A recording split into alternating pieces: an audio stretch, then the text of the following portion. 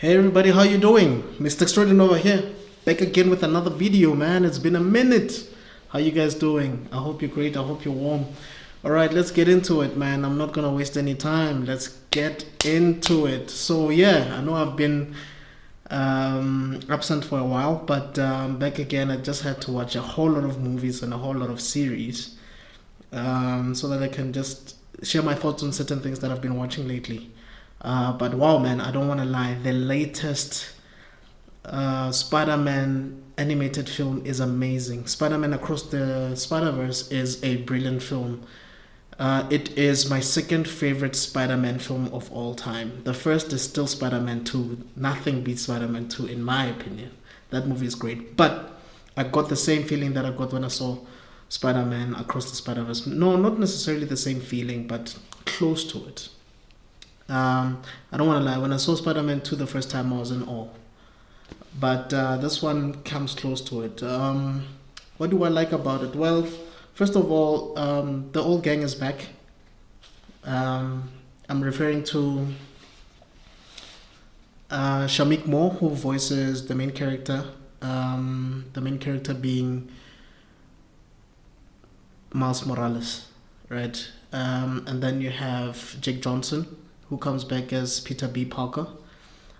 He was in the first film playing the mentor role of Shamik Moore's character, who is Miles Morales. And you also have Haley Steinfeld, who comes back as Gwen Stacy from another universe. So you have the three core main characters coming back, which is brilliant. And you still have other actors from the previous films. You have Mahershala Ali reprising his role as Uncle Aaron, even though it's a different version of the character. You also have the lady who plays Shamik Moore's mother. She was in Dexter. She is in Power Book 2 Ghost now. She was also on New York Undercover.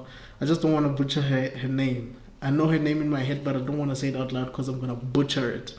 But I think her first name is Lauren. Yeah.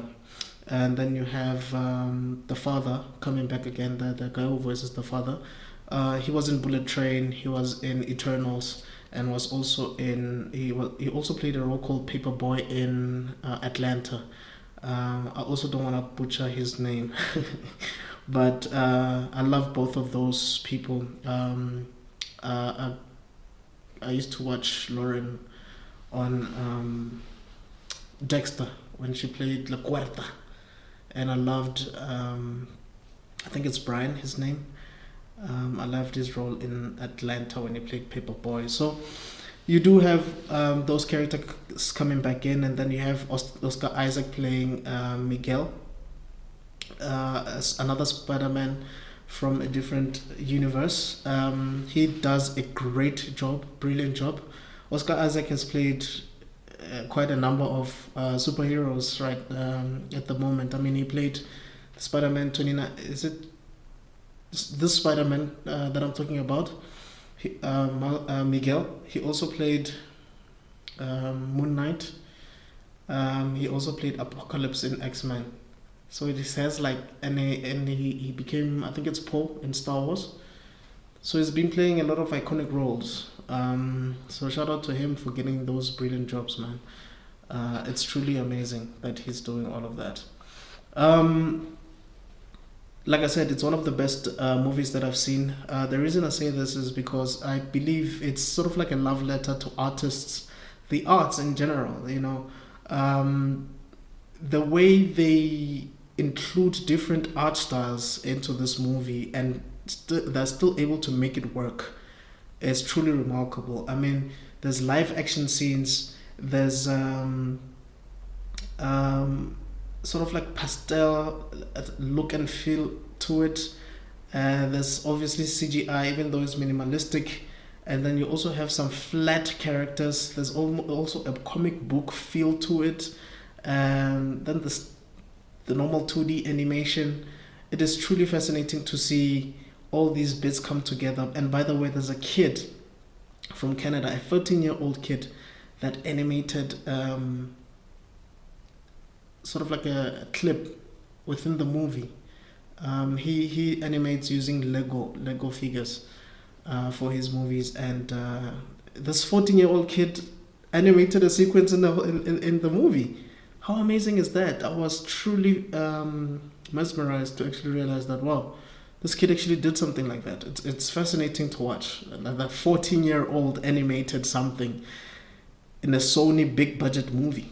How crazy is that? But this movie ends in a cliffhanger, which is not bad. I don't know, but I just feel like some superhero movies now are just trying to emulate what Avengers Infinity War did. But this cliffhanger sort of makes sense. A bit unnecessary, but it makes sense. It makes sense because it ties into the entire trilogy. And I think everything comes it together very nicely. And I like the fact that it is relatable. We've seen a lot of Spider-Man movies, but I never really felt like Spider-Man was a teenager until I saw Civil War, when Tony Stark met Peter for the first time because he had to do homework, which was great. But this time around, I feel like it was more. I felt that Miles was a teenager way more than I ever did in any Spider-Man film.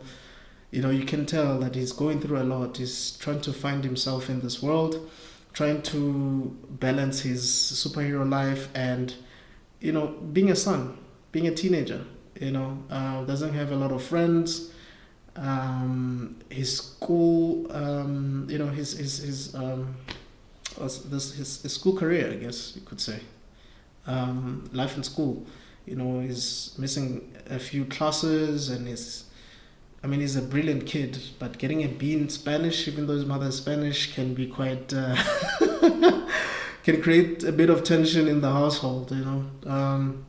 And he has some responsibilities that he has to, be more cognizant of, and he has to, be on point. Basically, be the kid that his parents want him to be, but at the same time, he has a responsibility of being, Spider-Man. So with great power comes great responsibility comes into play without actually saying those words. You actually see it. It's a show, not tell type of situation, because you see that he still has to be responsible at being Spider-Man instead of, just being careless about it.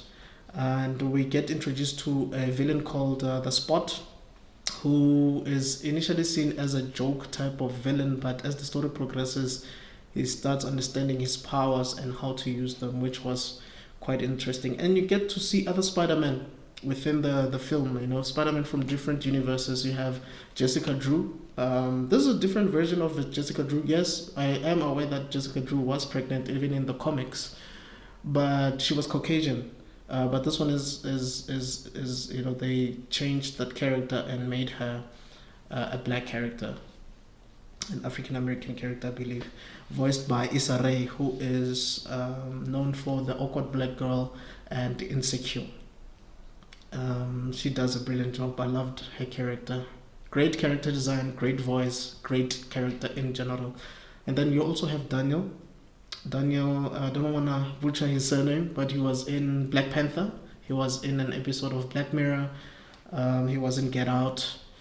He voices Spider-Punk, which is a British Spider-Man, and then there's also an Indian Spider-Man, which is quite cool. You get different versions of Spider-Man. There's a Spider-Cat, there's there's a dinosaur, in a Spider-Man costume.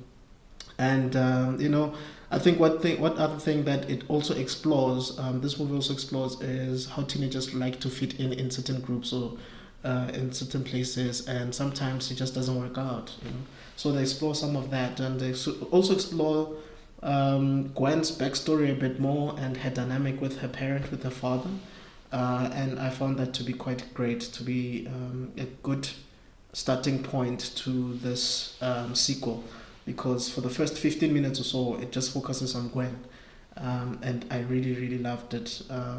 It was quite sad to see certain actions that were taken between those two characters and how they had to deal with the fact that Gwen is who she actually is, and she's still finding herself. She's still battling, certain things, and it's fun to watch. You find these two characters from two different worlds who are good friends, but they cannot see each other every day because they're from different worlds. They are very close. They have a good bond, a great connection, but they can't see each other every day, and they feel a bit lost. They feel like they're alone. They're misunderstood. But whenever they meet up, there's a spark. There's magic there. So it's great to see, and I feel like most of us can relate to that. Sometimes you meet people who come from different parts of the world, be it online or you meet them somewhere on a holiday or somewhere, and you just have this great connection with them, and you wish you could see them more often, but that's not the case. So Spider-Man Across the Spider-Verse, man, I honestly give it a 10 out of 10. I never felt bored watching it. I was deeply interested in every single character that was displayed on screen. Great cinematography, great fight choreography. The comedic timing is perfect. The dialogue is perfect. Nothing feels off. Everybody was on their A game. The voice acting is brilliant. Like I said, the art is great. It feels like a love story to artists, creatives, visual artists, storytellers, Spider-Man comic book fans, geeks, and everybody who truly loves the genre, superhero movies. I truly recommend it to anybody who's a fan of superhero movies, who's a fan of Spider-Man, the IP, and anyone who likes the people that I've mentioned. If you like Issa Rae, if you like Oscar Isaac, if you like Shamik Moore, I don't think I've mentioned what Shamik Moore has done in the past. Apart from being the voice of Miles Morales, he voiced. He was in Wu-Tang and American Saga.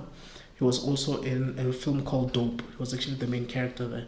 So yeah, that is my take on Spider-Man Across the Spider-Verse. There's a lot that I could say, but I don't want to spoil it for you. I just wanted to see it for yourself. Let me know your thoughts. Have you seen it yet? If not, when are you going to check it out? Let me know.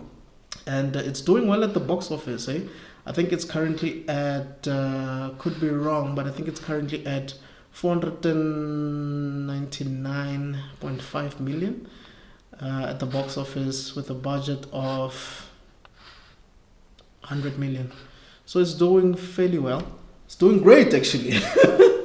It's doing great. It might be one of the best performing films of the year so far, if I'm not mistaken. So yeah, let me know your thoughts. Don't forget to like and subscribe, and I'll definitely see you on the next video. All right, thanks guys. Cheers.